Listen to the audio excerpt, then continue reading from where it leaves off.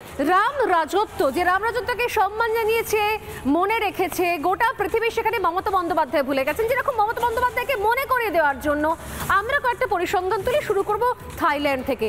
থাইল্যান্ডের ব্যাংককের মিউজিয়ামে রয়েছে সুবিশাল শ্রীরামচন্দ্রের মূর্তি, বোধহয় জানা নেই মমতা বন্দ্যোপাধ্যায়ের। এরপর রয়েছে ইন্দোনেশিয়ার ডেনপাসার, এখানে রয়েছে শ্রীরামচন্দ্র এবং বানর সেনা।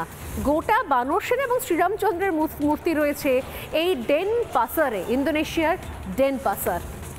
এরপর চলে যাই আমরা শ্রীলঙ্কায়, সমুদ্র পার করে। শ্রীলঙ্কায় মুন্নেশ্বরম মন্দির, এই মন্দিরে শিব ঠাকুরে, এখানেই শোনা যায় যে কথিত আছে শিব ঠাকুরকে পুজো করেছিলেন শ্রীরাম। তো সেইখানে আজও এটা মনে রেখে পুজো করেন সাধারণ মানুষ। এখানে আজও রয়েছে সেই শিব মন্দির। এরপর সোজা চলে যাই মার্কিন মুলুকে। আমরা সামনে হাঁটতে হাঁটতেই মার্কিন মুলুক পৌঁছে গেলাম, লন্ডন ছাড়িয়েও মার্কিন মুলুক পৌঁছে গেলাম।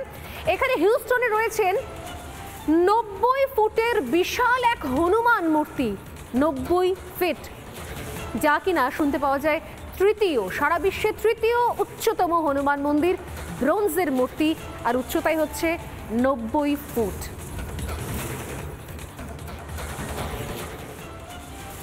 এই যে মমতা বন্দ্যোপাধ্যায়, তিনি রামের গরিমা দেখতে পাচ্ছেন না। তিনি বারবারই বলছেন যে কেন্দ্রের বিজেপি সরকার অকারণে রাজনীতি করার চেষ্টা করছে রামকে নিয়ে। তিনি বারবারই কিন্তু চেষ্টা করেছেন কোনো না কোনোভাবে কেন্দ্রের সরকারকে কলঙ্কিত করার, কিন্তু এই সরকারের দিকেই আবার তাকিয়ে রয়েছে প্রতিবেশী দেশ। কেন বলছি তাকিয়ে রয়েছে?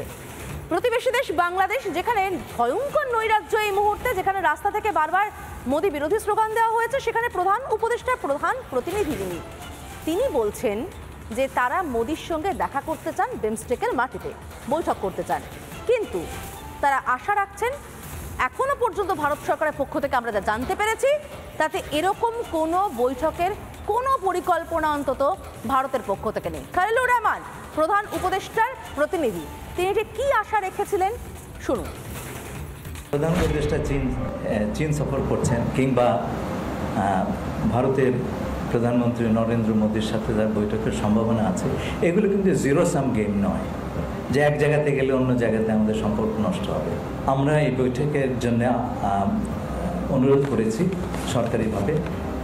আমাদের আশা করার সঙ্গত কারণ আছে যে বৈঠকটি হওয়ার যথেষ্ট সম্ভাবনা রয়েছে। খলিলুর রহমান সমাদৃতা দেখা করতে চাইছেন নরেন্দ্র মোদীর সঙ্গে, নরেন্দ্র মোদী সময় দিচ্ছেন না।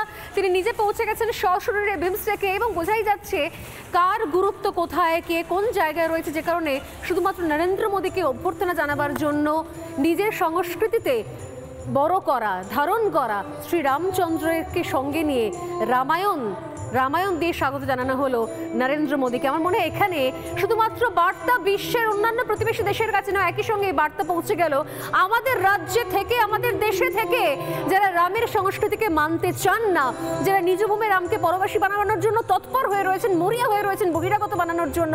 আমার মনে হয় এই বার্তা তাদের জন্য, এই অনুষ্ঠানের শব্দ তাদের কান পর্যন্ত পৌঁছবে। সমাদৃতা, পৌঁছানো তো উচিত স্বর্ণালী, আমরা অপেক্ষা করব পৌঁছয় কিনা, বোধোদয় হয় কিনা সেটা দেখার জন্য। তবে রাত 9টার প্রাইম টাইম এ পর্যন্তই। এই ছবি দেখতে দেখতেই স্বর্ণালী আমরা আজকের প্রাইম টাইম শেষ করব।